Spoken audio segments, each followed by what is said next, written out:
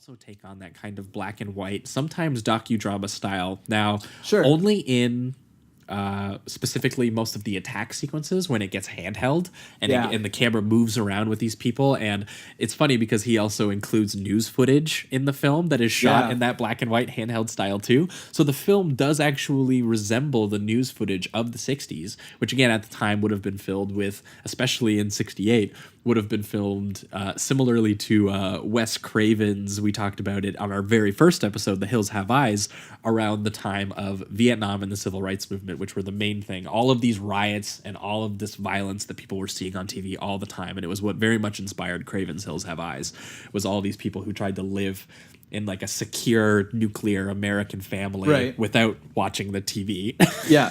Just stay focused. Nothing bad's happening. It's okay. And then all of a sudden they're confronted by literally them testing nukes on people in the desert and are killed by those people. And this kind of has a similar thing where there's just this sudden violent craze, this sickness that just kind of infects everyone. Like they're in a trance. And exactly. The line that they have there is amazing, and I thought I wrote it down, but the broadcasting thing where it's like, it seems to be a sudden general explosion of mass homicide. Eyewitnesses say that they are ordinary looking people. Some say they appear to be in some kind of trance, and they are eating the flesh of their victims, and like all these news reports. One of my favorite parts of that too is like the entire time that the news reporter is giving this insane, crazy news that he's straight faced the whole time. Like that guy's doing his job, motherfucker. You want to talk about objective news? That guy's doing it. He's just like, and they're eating the faces of their.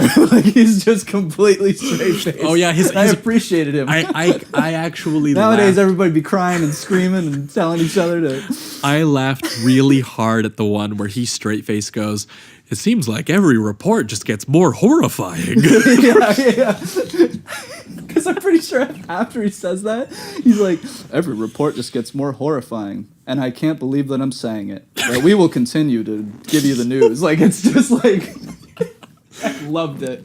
I loved that. Yeah, well, and it's funny because that actually does kind of echo a thing that Romero was interested in, because the thing that he always said about making genre films, he's like, why would you make these films about savagery and carnage unless you have interesting things to say about what savagery and carnage looks like in the world and how we see instead of just giving you savagery and carnage. Exactly. He's considered one of the more sort of socially conscious and believed a lot in the idea of having a commentary running through your film.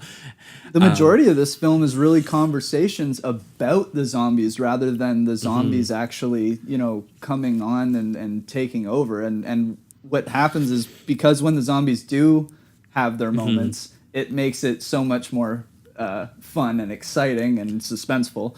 But then you get to really understand these characters' psyches, like Cooper, for instance, when we get to Cooper, and how he's just basically like a coward, a total coward. Oh, yeah.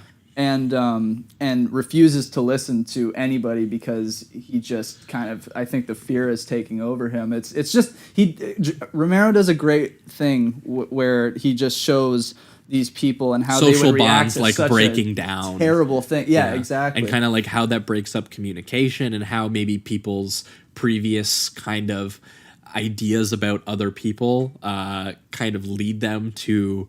It kind of infects the reaction to emergency situations. Yeah, because it's emotions, like when we get to the daughter and things like that. It's kind of the first instance we see where it's that. I mean, now it's a cliche with all these zombie films that come out, but where they get killed by their kids or whatever. Right, exactly, because they just can't kill their child or whatever. But that, like, the way that they do it there is almost scarier because nobody knows what's going on in this film. This is the first moment we've had zombies or whatever. Yeah. So I don't even think they say the word zombie in the movie. Nobody knew what that was yet. Right. So I don't know what movie coined the term. I don't know if it was Romero at all, but it's just fascinating to me that we're watching it.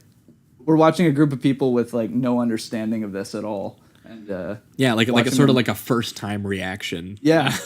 Is kind of how it goes. Meanwhile, a lot of the time when we watch zombie films now, like they can't do that because all of us are so aware that we go into it with the knowledge. They go in self-aware. Yeah. So that was interesting. Yeah, it's exactly how it works. And it seems like because Romero wouldn't have known that he was inventing a new genre, he kind of is. Right. We should probably just talk about the idea of zombies. Yeah. He is interested in the idea of like mortality and death. This movie opens in a cemetery where they're driving by, and there's like this big old American flag while they're going by, and then they stop, and they're just like, I don't even know why we're doing this. He's like, he reads the line on the wreath, and he's like, we still remember. He's like, I don't remember. Yeah. It's almost he's very disrespectful of the dead, we'll say, while Right. he's doing his time in the cemetery.